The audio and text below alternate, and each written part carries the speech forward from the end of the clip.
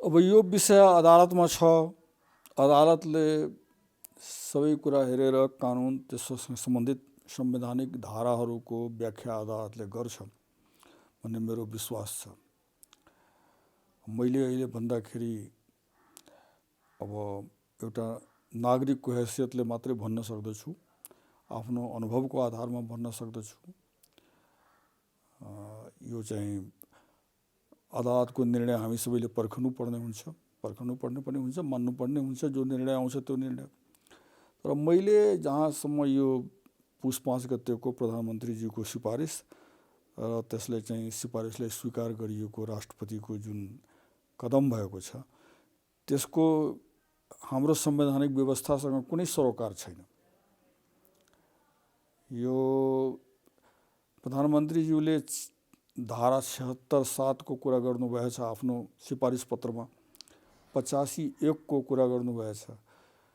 त्यो सबै मिल्दोजुल्दो अवस्थाको बिल्कुल छैन। धारा 76 लाई चाहिँ समग्र रूपमा हेर्ने हो भने त्यो त संसदको बहुमत प्राप्त नेताले प्रधानमन्त्रीको रूपमा नेतालाई प्रधानमन्त्रीको रूपमा राष्ट्रपतिले बोलाउने, प्रधानमन्त्री बनाउने, नियुक्ति गर्ने। अनि एउटा दलले बहुमत प्राप्त गर्न सकेन भने 2टा दल, 3टा दल, 4वटा दल पनि मिलेर, त्योभन्दा पनि बढी दलहरू मिलेर चाहिँ सरकार बनाउने चेष्टा गर्ने हो। अब त्यो पनि सम्भव भएन भने जुन दलको सबभन्दा बढी सदस्य सङ्ख्या छ त्यसको नेताले प्रयास गर्ने हो। त्यसले पनि सकेन भने कुनै चाहिँ प्रतिनिधि सभा कुनै सदस्यले म बहुमत ल्याउन सक्दछु भनेर भन्यो भने त्यसलाई पनि समय दिने कुरा चाहिँ छ। त्यो पनि आएन भने अनि विश्वासको मत प्राप्त गर्नुपर्छ। यदि कोही आएन भने, प्रधानमन्त्री बन्न नै कोही आएन भने अब त्यस बेलामा त्यो स्वतः त्यो विघटन हुने अवस्था हो। त्यसमा प्रधानमन्त्रीको सिफारिस अनिवार्य चाहिँ त्यो छैन। किनभने प्रधानमन्त्री छ भने प्रधानमन्त्रीको सिफारिस, प्रधानमन्त्री छैन भने पनि त्यो स्वतः चाहिँ मुक्त हुने अवस्था चाहिँ यो स्वतः चाहिँ त्यो विघटित हुने अवस्था हुन जान्छ त्यसबाट। र त्यो कुरा चाहिँ अहिलेको अवस्थासँग मिलेन। यो बहुमतको सरकार थियो, बहुमतको सरकार थियो र मजासित चलिरहेको थियो। संसदबाट चाहिँ कुनै प्रकारको प्रब्लम पनि थिएन, कुनै समस्या पनि थिएन। जुन समस्या देखा परेको थियो त्यो समस्या चाहिँ पार्टी भित्रको समस्या हो। त पार्टी भित्रको समस्याले गर्दाखेरि यो बिना काम चाहिँ यो संसद विघटन गर्नु, यो कुरालाई चाहिँ संवैधानिक कुरा भन्न सक्दैन, यो असंवैधानिक नै हो। अब त्यो कुरा चाहिँ अब अदालतबाट के निर्णय आउँछ त्यसलाई हामीले पर्खौँ। तर चाहिँ मेरो व्यक्तिगत विचारमा, मेरो व्यक्तिगत अनुभव अनुसार यो पूर्णतया असंवैधानिक कुरा। अब अहिले त जीवित मान्ने कि जीवित नमान्ने भन्ने कुरा त चाहिँ छैन। किनभने यो जीवित छ कि छैन भन्ने कुरा त अब बिरामी त परेको छ, कोमामा त गइसकेको छ, दुर्घटना त भइसकेको छ। अब यस्ता दुर्घटनाहरू हाम्रो नेपालमा पहिलेदेखि पनि भइरहेछ। 17 सालमा पनि भएको छ। एकचोटि चाहिँ गिरिजाप्रसाद कोइरालाज्यूको सरकार थियो, त्यस बेलामा पनि यो दुर्घटना भएको हो। एकचोटि चाहिँ मनमोहन अधिकारीज्यूको सरकारलाई पनि अविश्वासको प्रस्ताव मुभ भइसकेपछि संसद विघटन गर्ने कुरा चाहिँ आएको हो। एकचोटि सूर्यबहादुर थापाज्यूको सरकारमा पनि त्यस बेलाको कुरा भयो। तर यो सब कुराहरू जुन भएको, यो दुर्घटनाले अब सबभन्दा पहिले संसदमाथि नै आघात गरिदिने, संसदको यो प्रतिनिधि सभाको चुनाव हुनु एउटा आफैमा एउटा ठुलो घटना हुन्छ। यो सितिमिति यो चुनाव चाहिँ हुँदैन। यसमा राज्यको खर्च पनि धेरै लागेको हुन्छ, श्रम पनि लागेको हुन्छ, जनताहरू पनि जानका बाजी लगाएर कतिजना चाहिँ कति ठाउँमा माडिने अवस्था हुन्छ, मर्ने अवस्था हुन्छ। यो सबै भएर चुनाव हुन्छ। चुनाव भयो अनि आफ्नो अनुकूल को वातावरण देखेन भने, अलिकति पनि प्रतिकूलता देख्यो भने संसद भङ्ग गरिदिनु भनेपछि यो त जनतासँग चाहिँ यो राम्रो व्यवहार भयो, संविधानसँग राम्रो व्यवहार भयो, डेमोक्रेसीसँग राम्रो व्यवहार हो भनेर यसलाई चाहिँ भन्न मिल्दैन। अब यो कस्तो, यो लिखित जवाबमा त उहाँले लेख्नु भएको छ। भनेर मैले पनि सुनेको छु। तर त्यो कुरा के छ भने संविधान के हो त आखिर? संविधान राजनैतिक दस्तावेज पनि हो र संविधान मुलुकको मूल कानुन पनि हो र सबैको स्वीकार भएर त्यो संविधान हो। संविधान चाहिँ हाम्रो संविधान त झन् चाहिँ संविधान सभाले बनाएको संविधान भएपछि यसको ठुलो महत्त्व छ, ठुलो लेजिटिमेसी छ यसको। अब यसमा धाराहरू भनेर भनेको छ, एक धारादेखि दुई धारादेखि अन्य धाराहरू, धारा 76, धारा 85, विभिन्न धाराहरू छन् यसमा। अब त्यो धारा मध्येका धारा 76, 7 र 85(1) त स्वयं प्रधानमन्त्रीज्यूले जुन पत्र पठाउनु भएछ, सिफारिस गर्नुभएछ, त्यसमा उल्लेख गर्नुभएछ र के भन्नुभएछ भने नेपालको संविधानको धारा 76, 7 र धारा 85(1) बमोजिम भनेपछि त यो संवैधानिक कुरा हो भन्ने कुरा त उहाँको सिफारिस पत्रले नै भनिरहेको छ। अब यसमा बढी जिकिर गरिराख्नुपर्ने अवस्था छैन। फेरि पहिले जुन संसद विघटन भएका घटनाहरू छन्, यहाँ दुर्घटनाहरू भएका छन् पहिले पनि, त्यसको सन्दर्भमा पनि सर्वोच्च अदालतमा मुद्दा परेको छ र त्यसमा व्याख्या भएको छ। यो संवैधानिक प्रश्न पनि हो, राजनैतिक प्रश्न पनि हो। अदालतले हेर्दाखेरि संवैधानिक प्रश्न अनुसार नै हेर्छ। अदालतले राजनीतिको सन्दर्भ अदालतले चाहिँ त्यसमा पढ्न चाहदैन। राजनीतिसँग त कोही अछुतो पनि रहँदैन। राजनीति यस्तो कुरो हो कि राजनीतिक कुरा सबैले विचार गर्नुपर्ने बाध्य पनि हुन्छ, तर अदालत सकभर त्यो राजनीति र कानुनको कुरामा एउटा सिल्भर लाइनिङको प्रयोग गर्छ, बीचको एउटा प्रयोग गर्छ कि राजनीतिक कुरा बढी कुरा नगर्नु परोस् उसको फैसलामा। संविधानको कसीमै अदालतले हेर्छ यो 76(7) बमोजिमको यो सिफारिस हो कि होइन। यसमा 76 धारा आकर्षित हुने कि नहुने, यो 85 को धारा चाहिँ आकर्षित हुने कि नहुने, यसमा यो सारा कुरा चाहिँ तपाईको अदालतले हेर्छ। अदालतले राजनीतिक कुरा गर्दैन, गर्नु हुँदैन। अदालतले चाहिँ के गर्छ भने संवैधानिक पेरिफेरीमा, संवैधानिक लिमिटेसनमा, त्यसै मर्यादामा आफ्नो जुन उसको अधिकार क्षेत्र छ त्यस अनुसार चाहिँ उसले आफ्नो आदेश जारी गर्नुपर्ने हुन्छ। होइन 100% मत पायो भने पनि उहाँले कसरी भङ्ग गर्ने र किन भङ्ग गर्ने? म त के भन्छु भने जब सरकारको बन्ने पोजिसनमा त भङ्ग गर्न पाइँदैन नि। त्यो धारा 76 को व्यवस्था हेर्दाखेरि संविधान मान्ने कि नमान्ने, प्रधानमन्त्री संविधानभन्दा माथि त होइन नि। झन् चाहिँ उहाँको समर्थन, अब उहाँको समर्थनमा बोल्नु नराम्रो कुरा होइन। उहाँ राम्रै मान्छे होला, बुझेकै मान्छे हो उहाँ। भने त मेरो पनि धारणा के छ भने उहाँ नबुझेको मान्छे त होइन, उहाँ राम्रै मान्छे हो। अब कुरा कस्तो छ भने यतिका मत पाएको भनेपछि पनि राम्रो मान्छे, नराम्रो मान्छे त होइन। अब त्यस्तो राम्रो मान्छेले पनि कुनै गल्ती गर्यो भने त्यसको संवैधानिक परीक्षण त हुन्छ नि त, होइन? उहाँलाई त म त के भन्छु भने जनताको द्वारा निर्वाचित प्रतिनिधि सभाले धेरै पत्याएको प्रधानमन्त्री, उहाँले जुन बेलामा संसद बोलाउनुहुन्थ्यो सर्वसम्मतले संविधान संशोधन, नेपालको नक्सा पनि सर्वसम्मतले संशोधन, यो सारा कुराहरू उहाँको भइरहेको छ भनेपछि त उहाँलाई त जनताले सहयोग पनि गरेको छ, प्रतिनिधि सभाले सहयोग पनि गरेको छ, 64% के 2/3 पनि सहयोग गरेको छ। अब यस्तो सहयोगी प्रतिनिधि सभालाई भङ्ग गर्नुपर्ने के प्रयोजन पर्यो? प्रयोजनै छैन।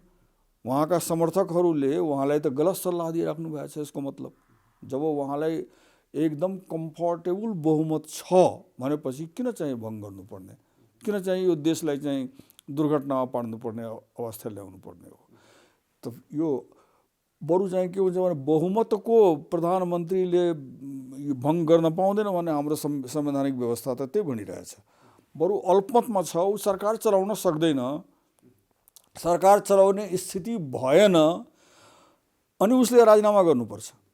राजीनामा गरिसकेपछि पनि फेरि ट्राई हुन्छ, यो कसैले सरकार बनाउन सक्छ कि सक्दैन भन्ने फेरि कोसिस हुन्छ। एउटा पार्टीले गर्ने हो कि दुईटा पार्टीले गर्ने हो कि तीनटा पार्टीले गर्ने हो कि कि कुनै चाहिँ यस्तो नेता निस्कन्छ जसले गर्ने हो यो सारा कुरा सरकार बनाउने काम, त्यो सम्भव भएन भने मात्रै त्यो प्रतिनिधि सभा भङ्ग हुने अवस्था चाहिँ आउँछ। त यो बहुमतवालाले गर्ने त झन् छैन यसमा, होइन। र म के भन्छु भने उहाँलाई चाहिँ प्रतिनिधि सभाले पनि राम्रै पत्याएको थियो, जनताले पनि राम्रै पत्याएको थियो। उहाँले आफैमाथि कुठाराघात गर्नुभएको जस्तो मलाई चाहिँ फिल भएको छ। आफै बसेको हाँगालाई चाहिँ काट्नु भएको जस्तो यहाँ चाहिँ फिल भएको छ। अब यस्तो अब त उहाँको भविष्य त कालिदास हुने जस्तो, वर्तमान पनि कालिदास, भविष्य पनि कालिदासै होला। किनभने अब कुनै काव्य रचना गर्नु हो उहाँको भाग्यमा लेखेको होला, मलाई त्यही लागिरहेको छ। यो त बिल्कुल कस्तो छ भने अनौठो कुरा हो। बहुमत प्राप्त प्रधानमन्त्रीले अनावश्यक रूपले प्रतिनिधि सभालाई भङ्ग गरेको, भङ्ग गर्ने सिफारिस गरेको, भङ्ग भयो। अहिलेको अवस्थामा चाहिँ कहाँ पुगेको छ। अब भोलि गएर पुनर्स्थापना हुन्छ भन्ने म व्यक्तिगत रूपले विश्वास गर्छु कि पुनर्स्थापना हुन्छ भनेर। अब बोल्ने स्वतन्त्रता छ नि, सबै नागरिकलाई बोल्ने स्वतन्त्रता। मलाई चाहिँ यो पुनर्स्थापना हुन्छ भनेर मेरो बोल्ने स्वतन्त्रता छ भने पुनर्स्थापना हुँदैन भन्ने उहाँको बोल्ने स्वतन्त्रता छँदैछ। प्रधानमन्त्रीको हैसियतले पनि होला, अब व्यक्तिको हैसियतले पनि होला। तर अहिले जुन सर्वोच्च अदालतमा विचाराधीन मुद्दा छ त्यसको फैसला गर्ने अधिकार त उहाँलाई छैन। उहाँ लिखित जवाब पठाउनु भएको छ, निर्णय लेखेर त पठाउनु भएको छैन नि। त्यसकारण जुन निर्णय हुन्छ त्यसलाई उहाँले पर्खनु पर्दछ। सर्वोच्च अदालतले उहाँको पक्षमा फैसला गर्ला भन्ने आशावादी उहाँ हुनुभयो, कुन नराम्रो कुरा हो। जो पनि अदालतमा जुन पनि पक्ष जान्छ त्यो त आशा लिएर नै जान्छ नि। त आशावादी हुनु भनेको नराम्रो कुरा होइन। यसलाई चाहिँ सर्वोच्च अदालतले अब कतिपयले के भन्छ भने दबावको रूपमा चाहिँ महसुस गर्छ। अब यस्तो न्यायाधीश जो दबाव महसुस गर्छ भने के न्यायाधीश हो त्यो? यस्तो अदालत जो दबाव महसुस गर्छ भने के अदालत हो? अदालतको त क्यारेक्टर अनुसारको कुरा त भएन यो। यस प्रकारको जुन आशंका व्यक्त गरिएको छ कि अदालतमा दबाव अदालतले फिल गर्ला जस्तो मलाई चाहिँ लाग्दैन। उहाँलाई भन्नुभयो मात्रै, उहाँले कुनै अदालत फैसला गर्न पाउँदैन भनेर त काम त गर्नुभएको छैन नि उहाँ। त्यसकारण चाहिँ यो कुरालाई बढ्ता तुल दिइराख्नु पर्ने आवश्यकता चाहिँ छैन। अदालत प्रधानमन्त्रीबाट प्रभावित हुँदैन।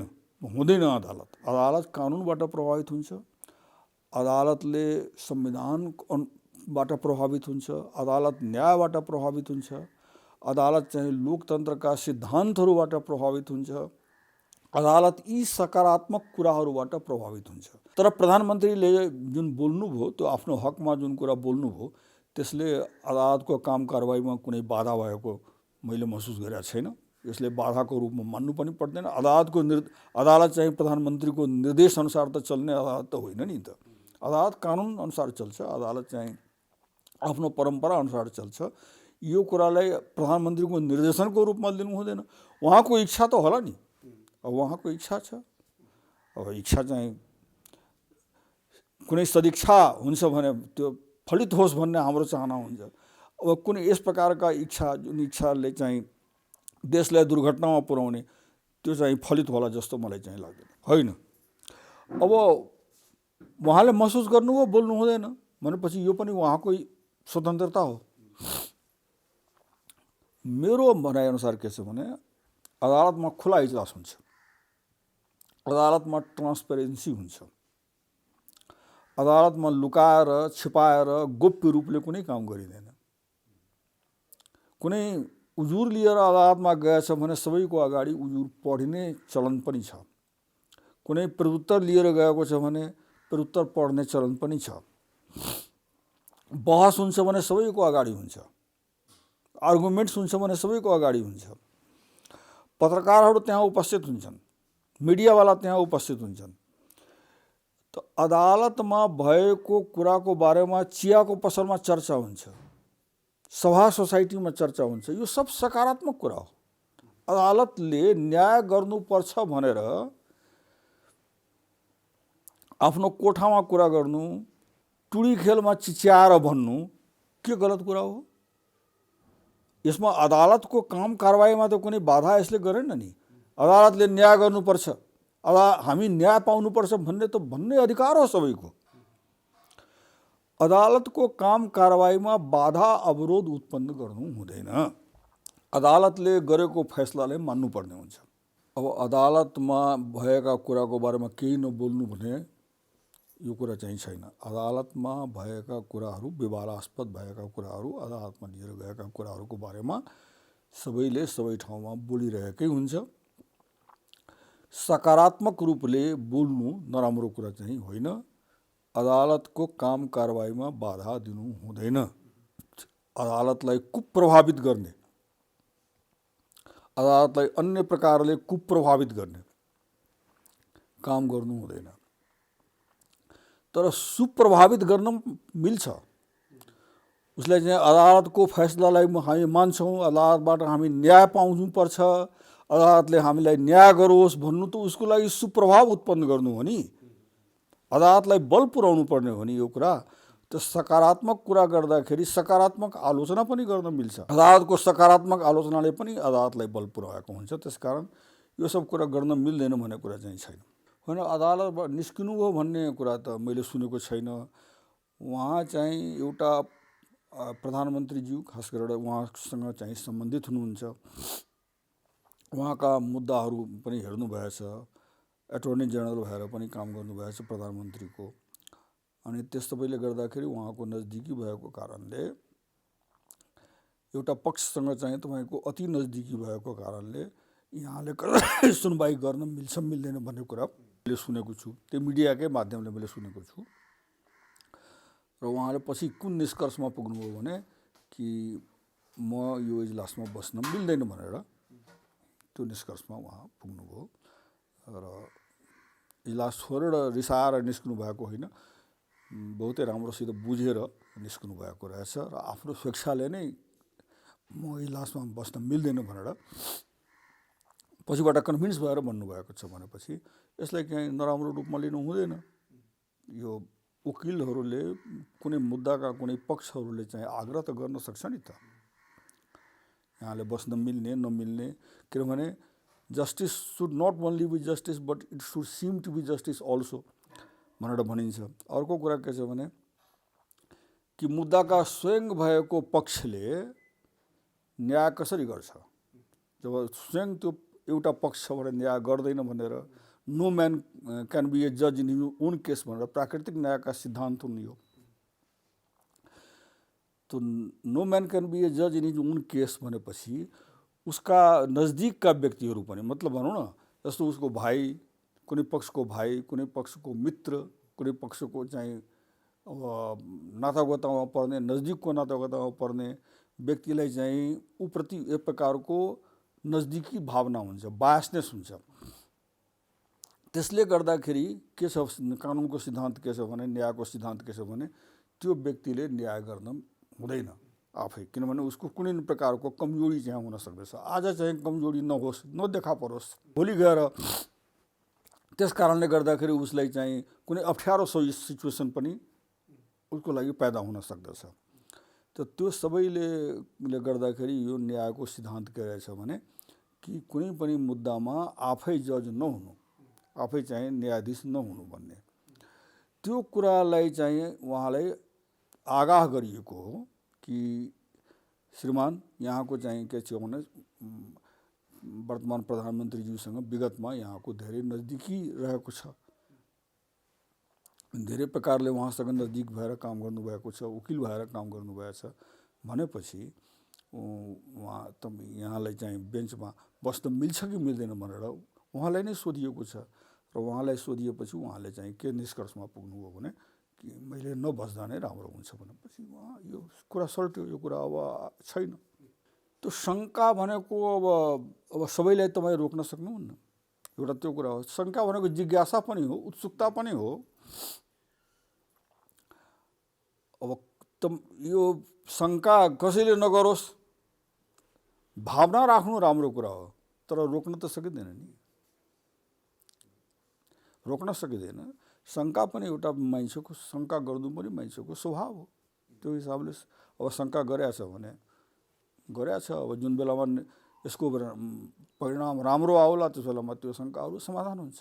संविधानलाई त उल्लङ्घन गरेर फैसला गर्न त कसैले मिल्दैन नि। संविधान र कानुन र न्यायका सिद्धान्त अनुसार नै फैसला आउँछ र त्यसका व्यवहारिक पक्षहरू पनि योसँग मिसियो भने राम्रो कुरा।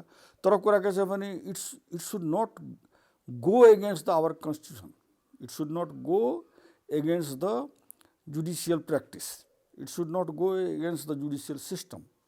यो डेमोक्रेटिक सिस्टम अनुसारको नै हुनुपर्दछ, यो रुल अफ ल अनुसार नै हुनुपर्दछ यो। र त्यसमा व्यवहारिक पक्ष अब केही कुरा राम्रो व्यवहारिक पक्ष भयो भने आउँछ कहिलेकाहीँ। जस्तो अब पहिलोको संविधान सभा जुन थियो त्यो संविधान सभाको म्याद 2 वर्ष थियो, प्लस 6 महिना गर्न सकिन्थ्यो। प्लस 6 महिना गरियो, फेरि प्लस 6 महिना गरियो। यस प्रकार चाहिँ 6-6 महिना बढाउँदैमा पनि त्यो संविधान सभाले आफ्नो काम गर्न सकेन। अनि सर्वोच्च अदालतले के गर्यो भने कि अब तपाईको म्याद चाहिँ छैन बाँकी भनेर सर्वोच्च अदालतले आफ्नो फैसलामा भन्यो। सर्वोच्च अदालतको फैसला भयो। अब त्यो फैसलामा सर्वोच्च अदालतले एउटा व्यवहारिक दृष्टिकोण पनि अपनाएको छ। के दृष्टिकोण अपनायो भने अझ 6 महिना तपाईँ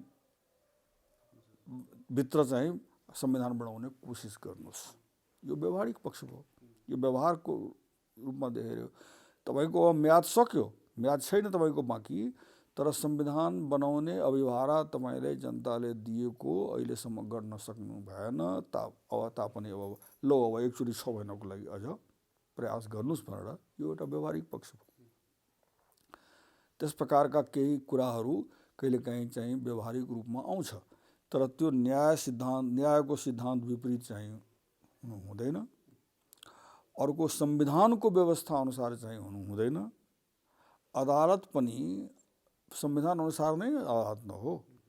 अदालतले संविधानको उल्लङ्घन गरिदियो भने त्यो अदालतको मान्यता त रहँदैन, अदालतमाथि जनताको विश्वास चाहिँ त रहँदैन। संविधान अथवा कुनै कानुनको उल्लङ्घन कसैले पनि गर्नु हुँदैन। कुनै कानुन चाहिँ अप्ठ्यारो पारिरहेछ, कानुन चाहिँ राम्रोसित फङ्सन गर्दैन अथवा कानुन अनुसार फङ्सन गर्दाखेरि अप्ठ्यारो पर्नेछ भने पहिले कानुनमा परिमार्जित गर्ने, कानुनलाई संशोधन गर्ने होइन। त त्यस प्रकारले चाहिँ कानुनसँग डिल गर्नुपर्ने हुन्छ। र यो कानुन एउटा रहोस्, हाम्रो व्यवहार अर्को होस् भनेर कसैले पनि, त्यो प्रधानमन्त्रीले पनि पाउने होइन, त्यो राष्ट्रपतिले पनि पाउने होइन, त्यो अदालत समेतले पनि पाउने होइन। त्यो कुरा स्वविवेक भनेको त न्याय सम्मत न हुनु पर्यो। स्वविवेक त विवेक त मान्छेसँग हुन्छ, विवेक न्यायाधीशसँग पनि हुन्छ। त न्यायाधीशको केही कुनै ठाउँमा स्वविवेकी अधिकार पनि हुन्छ, कुनै ठाउँमा चाहिँ स्वविवेकी अधिकार हुँदैन। जुनमा चाहिँ 2+2=4 भनेर कानुनले भनिरहेछ भने त्यसमा उसले यो स्वविवेकी अधिकार प्रयोग गर्ने होइन। त यो अब स्वविवेकका कुरा, विवेक त राख्नुपर्छ, फैसला गर्दाखेरि विवेक राख्नुपर्छ, तर त्यो न्यायाधीशले गरेको फैसला होइन। त्यो फैसला कानुनले गरेको फैसला हो, त्यो फैसला न्यायका सिद्धान्तहरूले गरेको फैसला हो भनेर त्यो कुरा पो देख्नु पर्यो। न्यायाधीशले व्यक्तिगत रूपले गरेको फैसला हो भनेर त्यहाँ चाहिँ विवादास्पद कुरा भयो। किनभने न्यायाधीशको फैसला जुन आउँछ त्यसमा जनताको पत्यार हुनु पर्यो। जनता कसरी पत्याउँछ भने कानुन अनुसार भएछ भने पत्याउँछ, प्रमाण अनुसार भएछ भने पत्याउँछ, न्यायिक विवेक प्रयोग गरेर भएको छ भने पत्याउँछ। तर यी सब कुराहरूलाई छोडेर गर्यो भने त पत्याउँदैन जनताले। अदालतको पत्यारमाथि, अदालतको क्रेडेन्सियलमाथि, अदालतको विश्वसनीयतामाथि असर पर्छ। व्यक्तिगत रूपले त मलाई पुरा विश्वास छ।